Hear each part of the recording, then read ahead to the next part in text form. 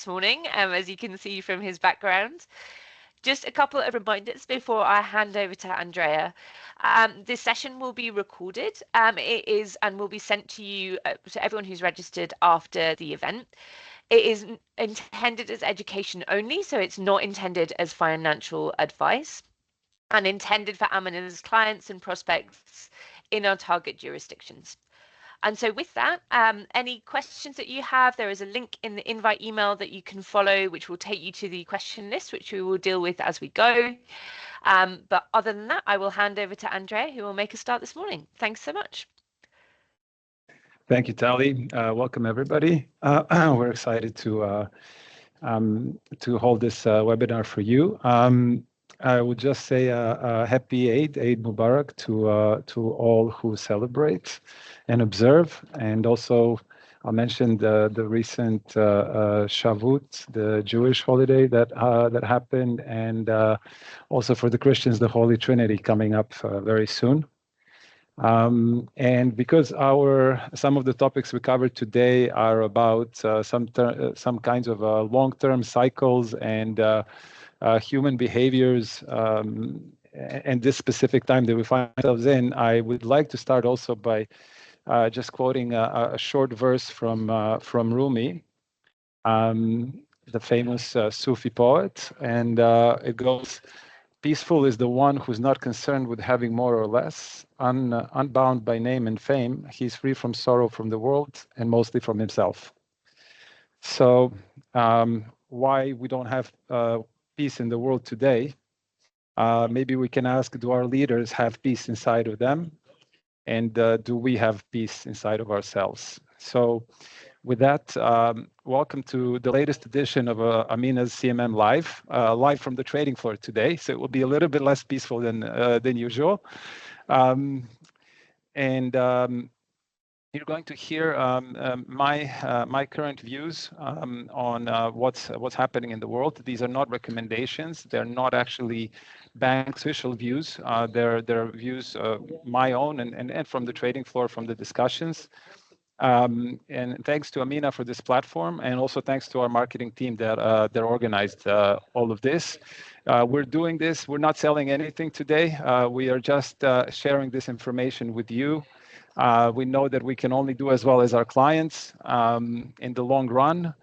And my personal hope is that this kind of research that I'm doing, what I'm watching in the markets, can help you and maybe bring a little bit of light in your own way. And I want to say that although you had the invites a few weeks ago and the topics were chosen weeks ago, the actual content was put together yesterday and even this morning. That's mainly because I love to have the freshest information, the freshest views and the market developments for you.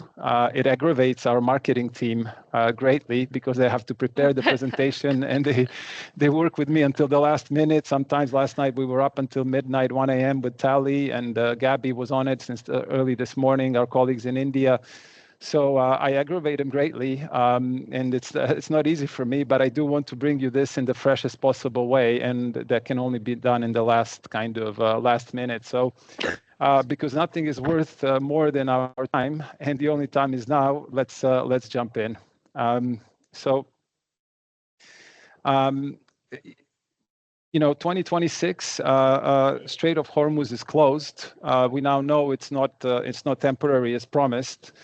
It's more medium term, long term. We don't know when it's going to reopen, and some things have changed. Some things have changed permanently because of this unfolding and the decisions that have been made. And some things are not actually changes; they're just accelerations, right? So, what are the main things that we see? There is an ongoing capital reallocation. We see it as a reallocation from the public sphere into the private sphere. That is different and in a different stage right now, and we'll cover that in more detail later. This is something that is not so much in the media, but it is known or followed by prominent cyclical analysts. So we will look at this. Resource nationalism is rising greatly, and international trust is eroding, and effectively it's forcing the national governments to try to secure the physical assets for themselves, for their own people. We see U.S. Currently being more aggressive in that than previously with this administration.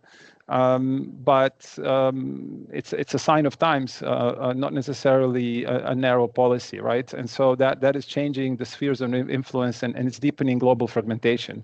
We'll try to put a little bit of numbers on this because it's something that we see and that we feel in the news, but also how can you be objective about this? So we'll put a little bit of numbers on this, and there is also a cyclical factor here. Then the commodity super cycle.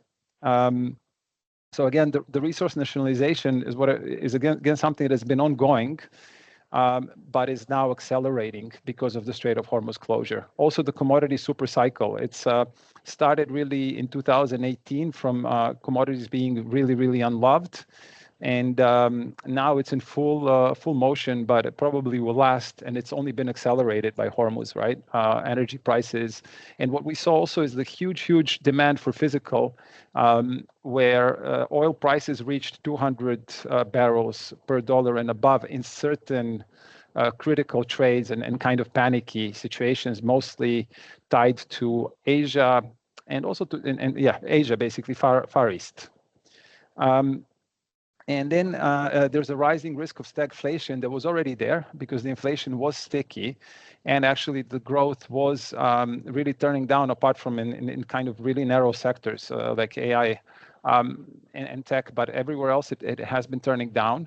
And now that has been greatly accelerated because inflation jumped, and then this is kind of supply side driven inflation that leads to demand destruction, and that actually means lower growth, right? In order so lower growth in order to control inflation or the prices.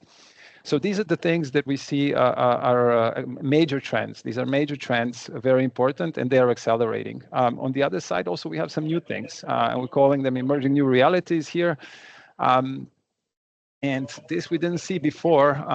The bond market is imposing discipline on U.S. military response. We saw basically as the 10-year bond yields approached 4.5,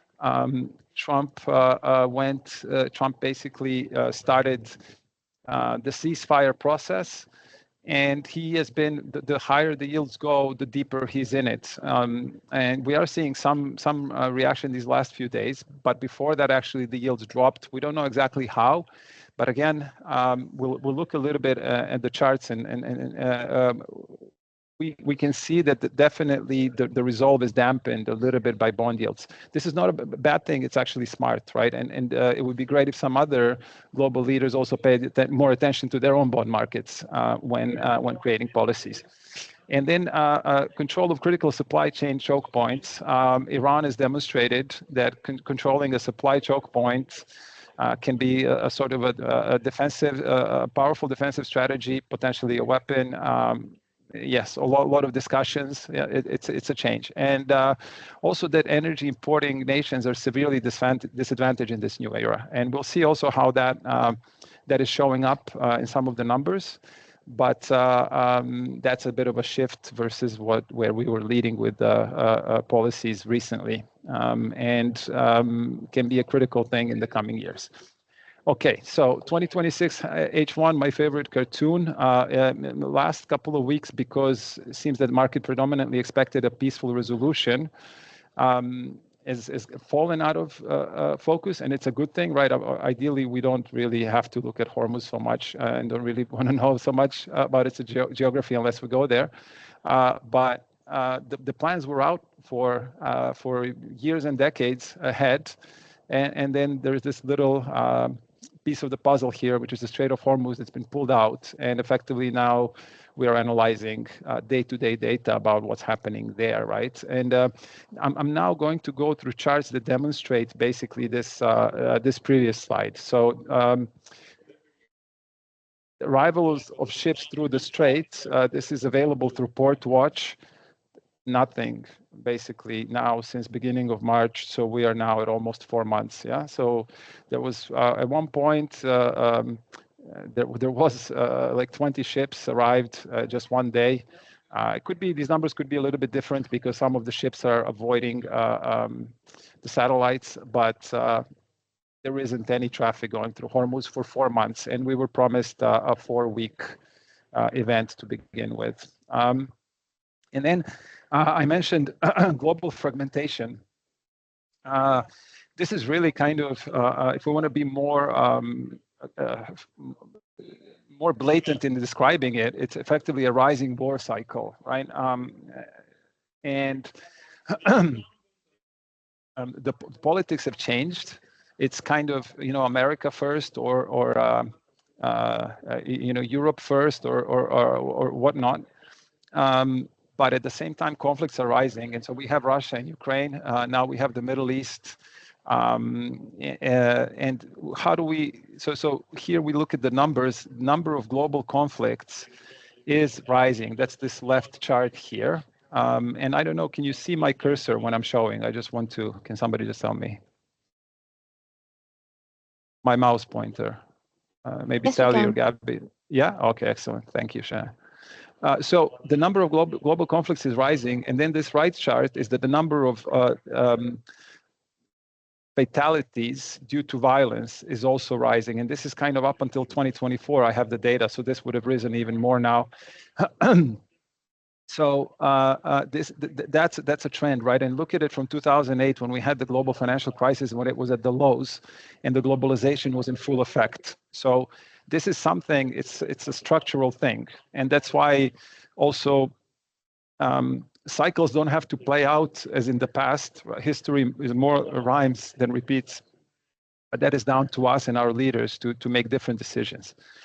Now, we mentioned physical versus the futures and the markets versus paper. This is actually a chart of dated Brent oil versus the Brent oil future. And here at the peak of the panic in early April, just before the ceasefire was announced, it was at $35. This is the highest that it is on record. And for example, when Russia and Ukraine kicked off, I think it only went up to like $5 or $10, which is where really it kind of was settling down here. I think it's come down a little bit further now again. It is around a few bucks only at the moment. But again, this is an observed physical market. Transactions happen way above this price. And so this is talking about this kind of need for the physical ownership of commodities, paying any price to get them. Same thing happened with the gold bull market at the top also.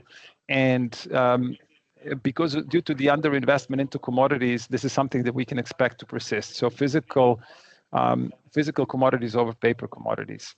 And then this is a great chart from Bank of America. This is the 10-year rolling annualized returns in commodities. And so we see that they've bottomed in 2018. Now it's back in the positive, about 10% per year for the last 10 years. But look, this is a 100-year-long chart. And you see that when it rises into positive, when it goes above the zero line, it stays there for a while. So we can expect positive returns from commodities for some time for some time, that's the point, at least until the end of this decade. And we will look a bit more into commodities. But this is also the rise of commodity prices is pushing inflation higher, especially the rise of energy. And again, we do look at the core CPI without the energy, but energy feeds into everything. And so when it is higher for longer, everything reprices because we need energy for everything, even though we are not, we've had a surplus for a while. And now the funny thing is that the inflation chart resembles exactly the 70s. And this second run up in the 70s was due to the Iranian Revolution. And now we have the situation in the Middle East. So how it's going from here, let's see. But a little bit of rhyming with the past is quite yeah, could be quite tricky here if it just keeps on going. Now, some big names in finance are saying this is already a reality. We don't see it, now we kind of in the headlines, and even in the talks with people from the markets, there is an expectation and a hope that this all just goes away. And God bless, God hope it does. But I struggle to find that in the numbers, right? And then we have people like Jamie Dimon saying 7% interest rates coming in US. We have Larry Fink saying this article here is about global recession if oil prices hit 150, but he's saying sticky inflation and 10-year yields at 5% or higher. And basically, once they're above 5%, they could hit equities. Now, when bond yields rise very fast, for sure they hit equities. But we're going to look at something that could be a little bit different this time about how all of that could play out over, let's say, a medium to long term. Short term, there would be a risk, higher bond yields and lower equities, but maybe medium term a bit less because there is something structural happening here. Anyways, inflation is back and it's real. And so these two are talking about the deflationary risks, right? So high inflation risks. At the same time, University of Michigan Consumer Sentiment Index has hit a historic low, 44.8. So let's see here, 73, 75, nowhere near, 80 recession above, 50, 90 recession above, 08, 09, inflation spike 2022. So this is a record low in consumer sentiment in US, okay? Normally these lows, they align with these gray vertical lines, which are basically recessions. So it would be normal to expect a recession. What do we have offsetting this? The AI boom. And we'll look a little bit at the numbers of the AI boom, how, and can we be confident that stays that way? But yeah, so consumer confidence going down. Okay, here, one moment. This one is actually about the US Treasury total returns. I'm going to skip the slide and come back to it. US housing market and mortgage rates. So the housing market is not performing greatly. Recently, we have some down months. And at the same time, because the bond yields are rising, the mortgage rates are now coming close to 7%. So again, another pressure point for the markets. So let's look at the bond yields. We talked about this kind of Trump's reaction function. And so Kobayashi letter, a very good summary here, that in this zone of kind of 450 to 470, the policy adjusts to satisfy the bond market and for the yields to come down. And so we had this in the past when tariffs were announced and also in the 12-day war with Israel and Iran last year. And now again, in the Epic Fury operation, which is no longer Epic Fury, now it seems it's a different operation in the middle of a ceasefire. But ever since the bond yields got to these levels, we are in the Trump administration is making sure that there is a ceasefire. Unilateral, even if they hit Iran, they say the ceasefire is not broken. They need things to stay calm, right? And again, this also impacts the mortgage rates and the consumer confidence and the votes for the midterms. And it's just, they're being smart. They're playing the markets, and also playing them well because they've continued the pressure on Iran. The Hormuz is still closed. There are limited strikes, but the market is waiting to see what's going to happen, right? So played pretty well by US. Somewhere else, like UK, we don't see actually such a good response function from the government, right? They seem to just let it go. And again, this is the same, this same chart, shift policy zone, just shown, this is my own chart now, just to show you a little bit longer history and where we are today. So we got into that box again, just in the previous couple of weeks.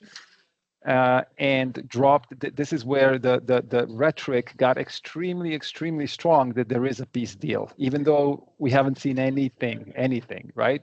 But the push in the media was very strong, and the narrative was very strong that there is a peaceful resolution, even though in the end it was abandoned.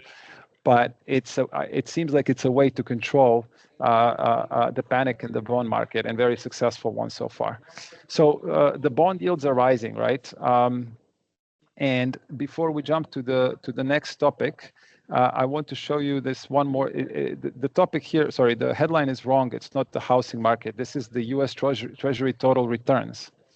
U.S. Treasury total returns have been negative for 60 months. And so this is the longest time in 100 years. This is total return, including the coupons. So something is structurally different here. Something is structurally different. I've seen very good analysis saying, hey, the bond yields in US are just 4.5. In Japan, they're only 10-year is like 2.8. What's the big fuss? Bond yields were much higher. They were, but the level of debt, the level of indebtedness was nowhere near. And effectively, the interest payments that the governments have were nowhere near. So that sensitivity is very high. And there we move to a really important point here.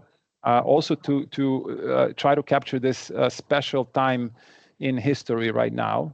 And that's in 2024, the net interest expense in US has overtaken the defense spending. So it's crossed the Ferguson limit. This is the limit designed by Niall Ferguson to basically say powers should never cross, or nations that want to maintain their influence and stability should never cross this threshold, because once the interest expenses rise above the defense spending, a material decline happens historically. Niall Ferguson showed that this was the case for Habsburg Spain, for Bourbon France, for the Ottoman Empire, and for the British Empire.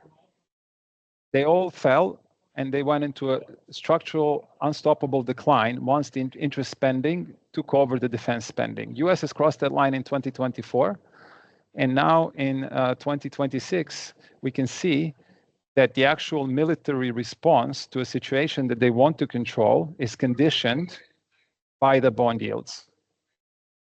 So, and the world sees this.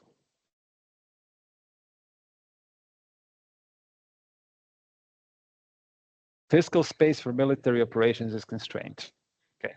Now, here is the big. This is all leading up to the big, or the long-term cyclical picture that I would like to paint for you. And we have also Ray Dalio here, who is talking about the big cycle. He's mapped it as a kind of a sinusoid curve going up and down. And just on the right side here, on the decline, we have a debt bust and economic downturn, the printing of money and credit, and then revolution and wars, and then finally debt and political restructuring and a new order. But it looks, it would say, debt bust and economic downturn, 2008, printing of money and credit, and then revolution and wars. And it smells a lot like this. And then we go into debt and political restructuring, right?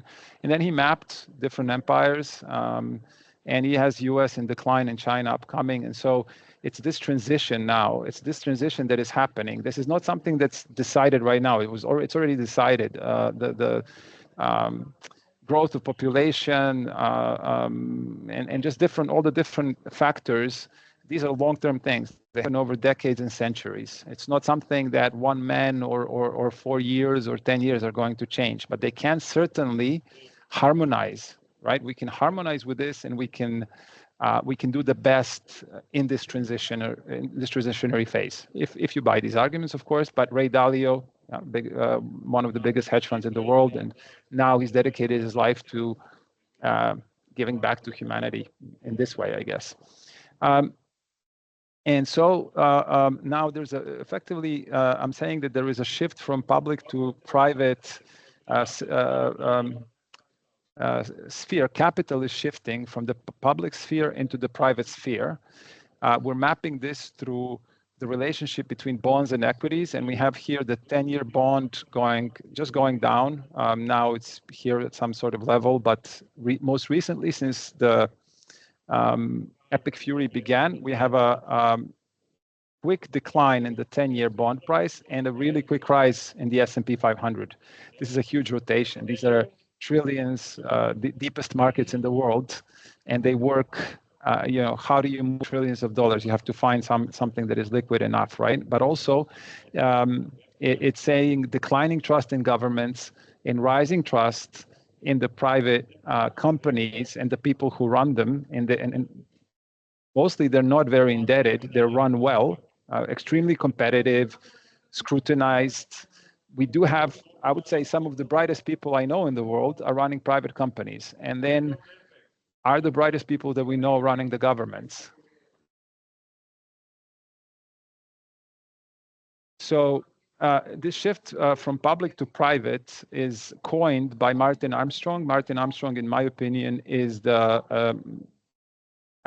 authority on cyclical analysis, on the amount of data that he has, on the tools that he has, and also in his forecasting over the past 30 years, where he's forecasted most of the major events very precisely, correctly, also price movements. He's a very special character. You have to study his things. He's not maybe the easiest to stomach. Also, he was in prison for 11 years. If you ask the government, because his hedge fund embezzled something, if you ask him, it's because he wouldn't give the technology that helped him make the correct forecasts. Anyway, he's redeemed today. He's also dedicated his life to sharing the information. He's got a private free blog, Armstrong Economics, and he's mapped out, he has data going back 2,000 years, and he's mapped out these public to private cycles. And we are now coming into the peak of it. It peaks in 2033. It's a 51 point something years long cycle. It started in the 80s, in 1981, effectively when the global interest rates hit the high. And with Volcker, I think, now I just want to show you a little bit in a little more detail how this works, right? So he has 8.6 long years waves. This is based on the pi figures and things like that. 6 of those waves create 51.6 year waves, and 6 of those waves build into 309 year epochs. And for example, this last epoch, 1775 peak, there was a revolution against the monarchy. 1826 peak, a bunch of wars. I won't go into it just because of time, but you can read this later. And effectively later culminating with the American Civil War. Then 1878 saw the Long Depression, which was called the Great Depression until 1929. And then the next one is 1929, so the Great Depression, and that change of the cycle. And 1981 marked the peak in interest rates, even to this day.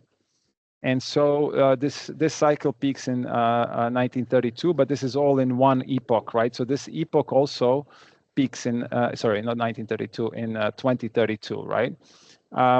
And so according to this analysis, it's a very, a lot of factors are culminating. So interesting. Another topic for us that we've covered today is the commodity super cycle. And so here on the commodity super cycle, I'm quoting a little bit Jeff Curry, who's the ex-Goldman Sachs commodity strategist. And also Bank of America, Michael Hartnett, CIO and strategist, who's talking about this secular contrarian trade that started in 2018. And there is effectively a key regime shift. The physical supply commands a permanent premium. We didn't have this for sure 10, 15 years ago. And effectively, it's because the molecules cannot be printed, right? So we have pretty much digital money.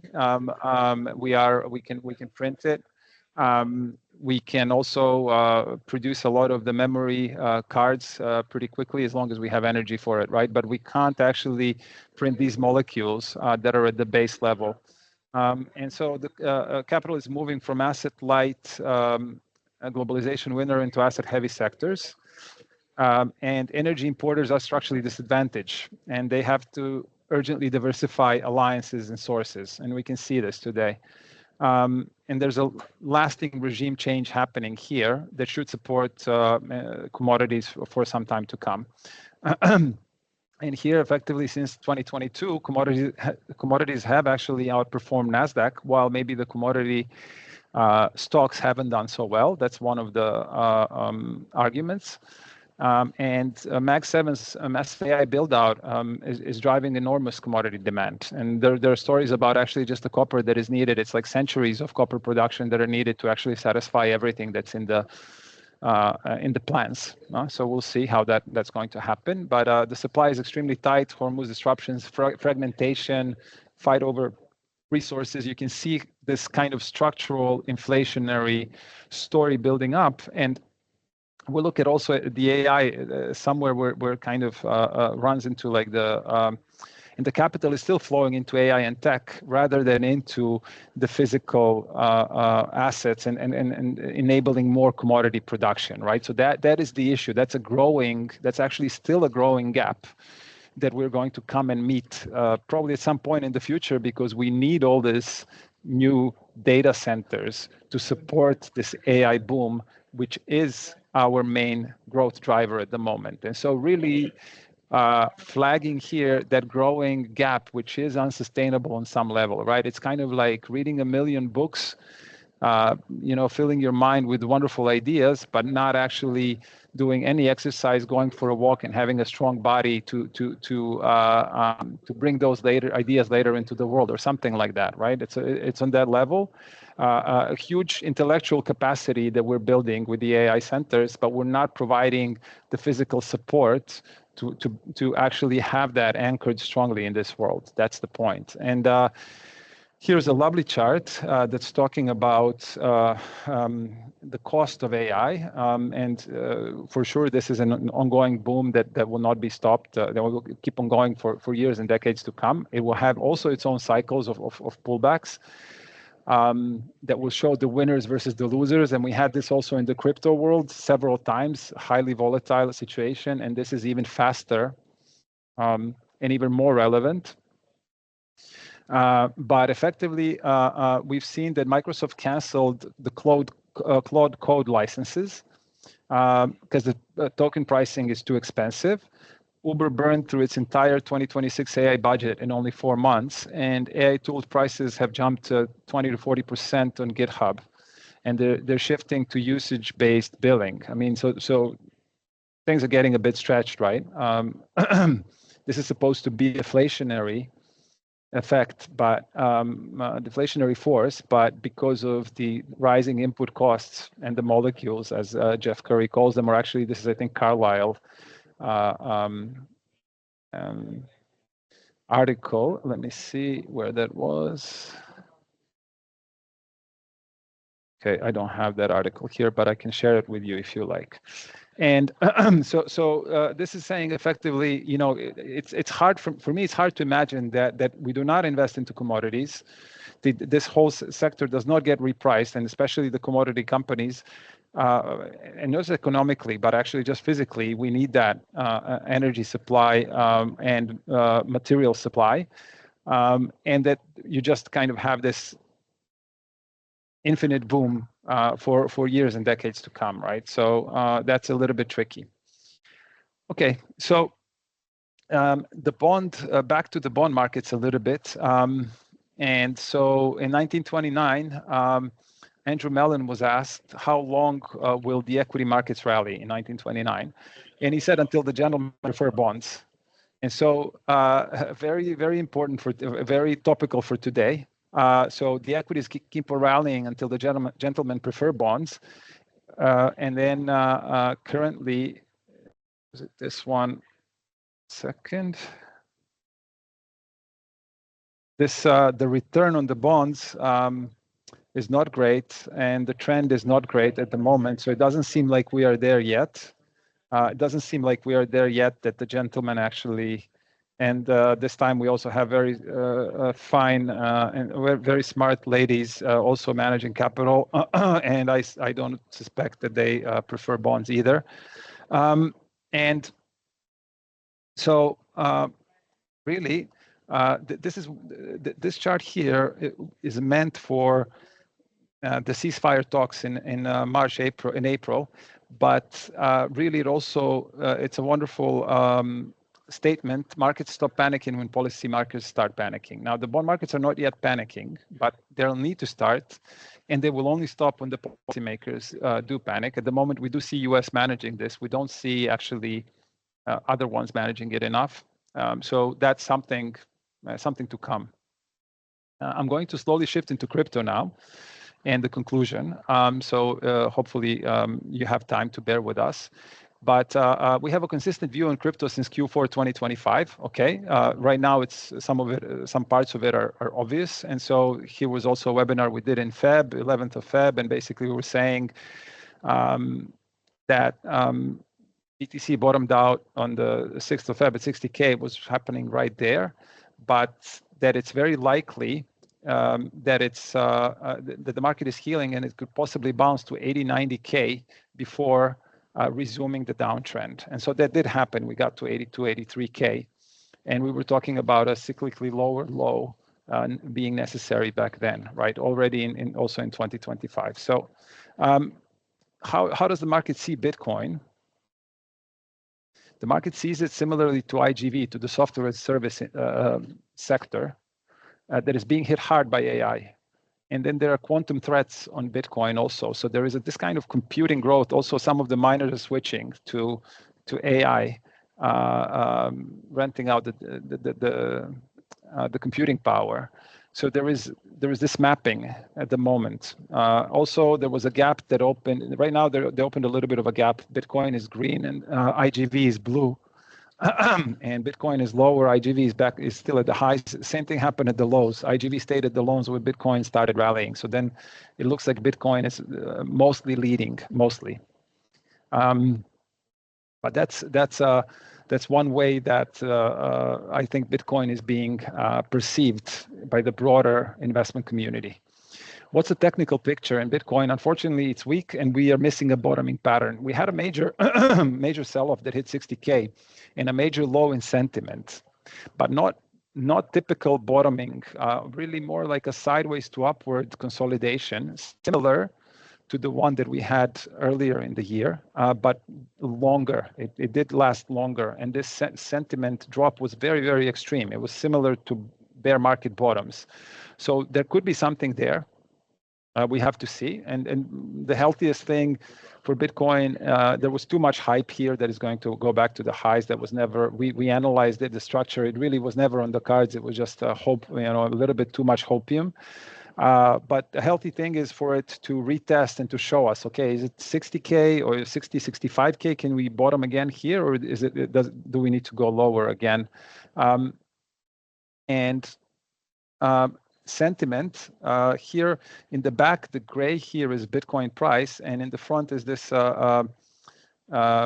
sentiment fear and greed index by CMC, and we can see that the two last times when Bitcoin bottomed out, this got into very low extreme fear levels here in the red. It recovered really, really well to 60, and it's now dropping back down. And let's see where it goes.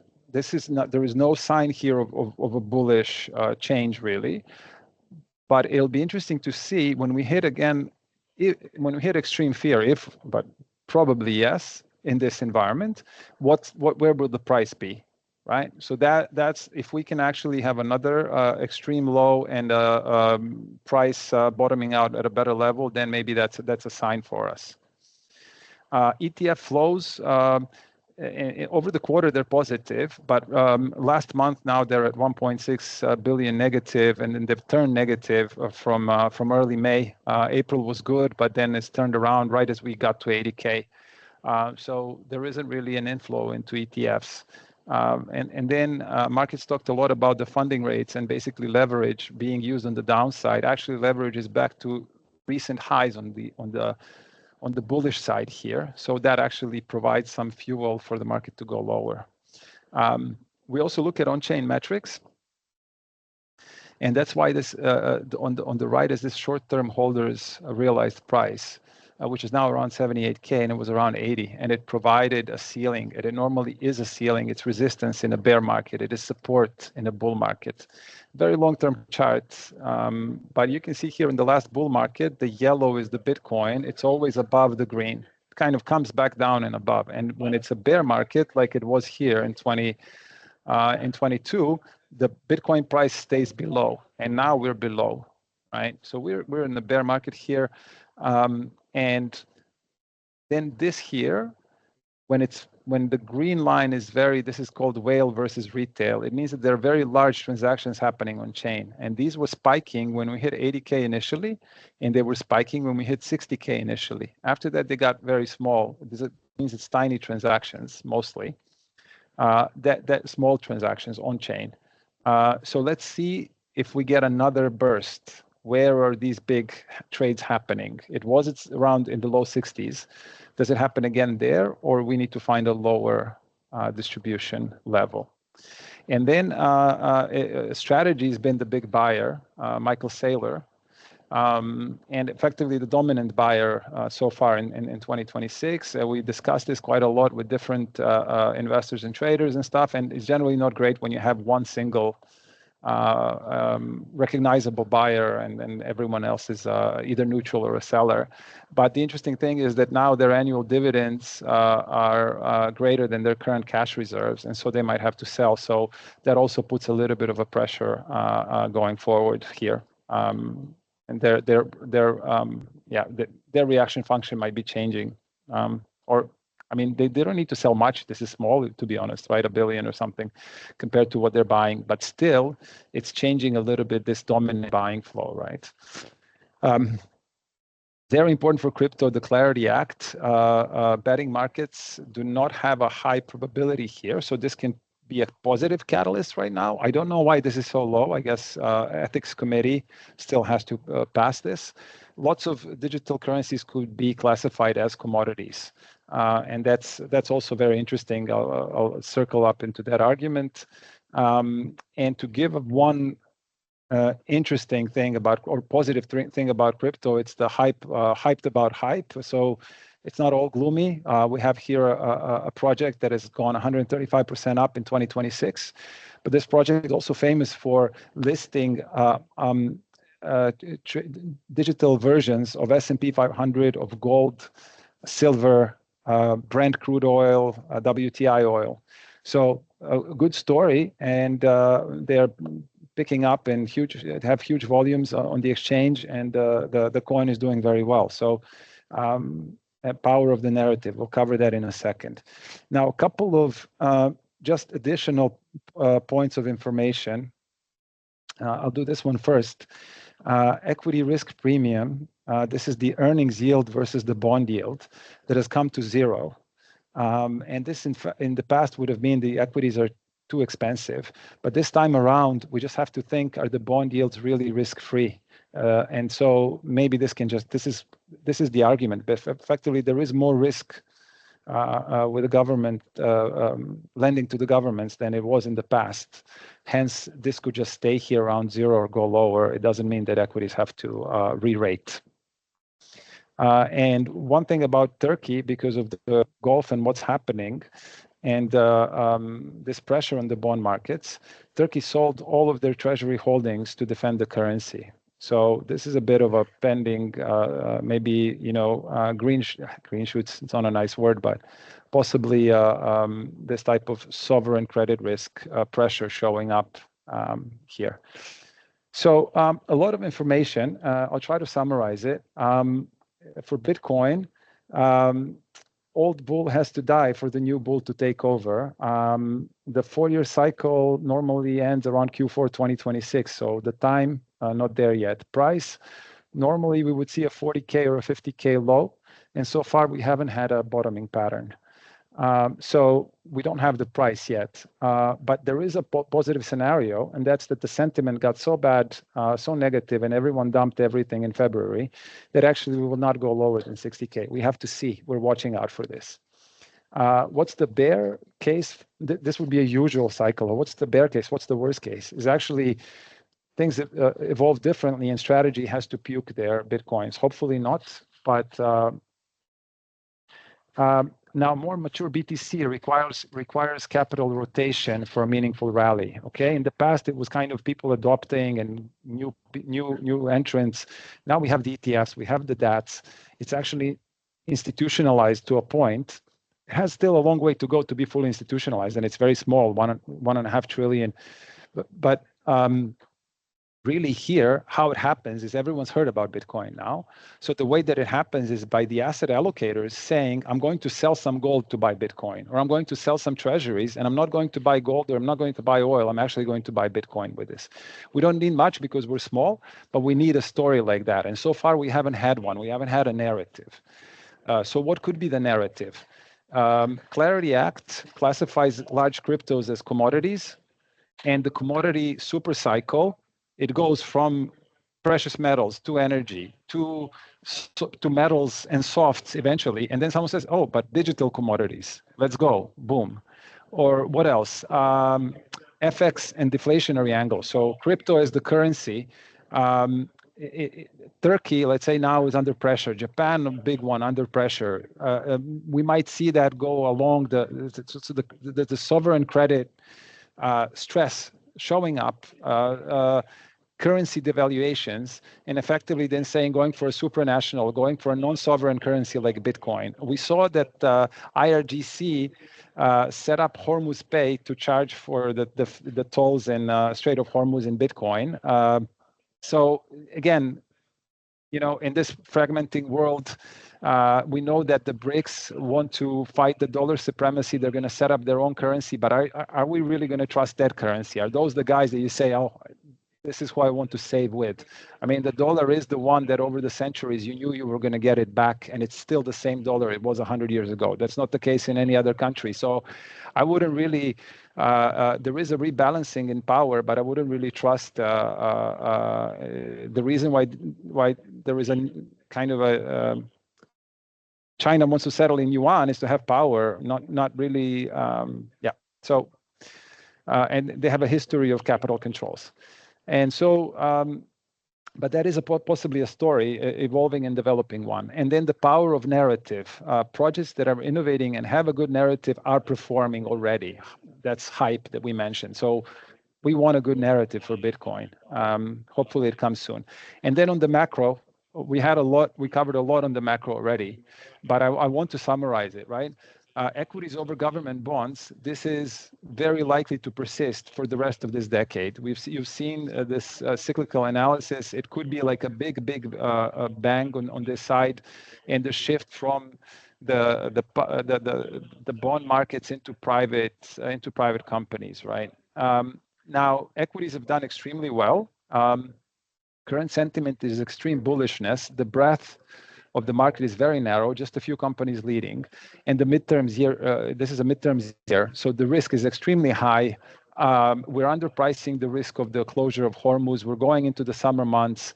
I think this is kind of like take profits, stay limited in, move into underperformers like materials and commodity companies, but wouldn't go in now into any of this stuff.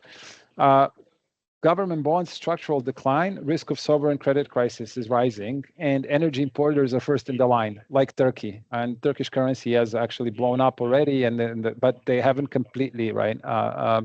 Haven't gone into a credit crisis yet. And commodities super cycle is to continue. Energy and precious metals are already supported, likely to keep on going. Softs and metals to catch up. Interesting is XLB, the materials ETF, and then there are commodity indices easy to capture like Quantix, QIX, that Jeff Curry pushes, and BCOM, this is the Bloomberg Commodity Index, the old one, not performing so well right now, but performing well, but not as good as the Quantex one, which is designed by Jeff Curry for this super cycle. June is coming up, and it's likely to bring some sort of resolution on oil and energy prices and declining inventories. We don't know. I mean, the inventories globally have declined, and strategic reserves also. So we're kind of on borrowed time here. China reduced demand. U.S. is selling to the world. They've done a great job actually to cushion this. But the summer might bring us some clarity, and June is really the month where we have to watch out for this. And the dollar itself can stay supported throughout 26 and 27, even though there is a kind of this de-dollarization theme that everyone's looking at. But in this type of environment, actually, it's the large equity market that U.S. has can really take any capital rotation, and that is the safe haven asset are gold and U.S. well-run U.S. companies with free cash flows. Those are the safe haven assets. So that is because those equities are that's supportive of the dollar, and the 2026, 2027 are more likely to put pressure on other currencies. So a lot. I hope was interesting, and if we have any questions, I can take them right now. Thanks, Andreja. So I think we are a little bit over time. So I'm going to say thank you so much, Andreja, for sharing the insights this time. As I mentioned at the top of the call, we will share the recording by email within the next 24 hours for you. Within that email, there'll be the opportunity to reach out to Andreja directly or to your RM for those of you who are clients, and you can continue the conversation that way. Thank you so much for joining today, and please be on the lookout for the next edition of Crypto Market Mondays Live, which will be coming up very soon. Thank you. Thanks, everyone.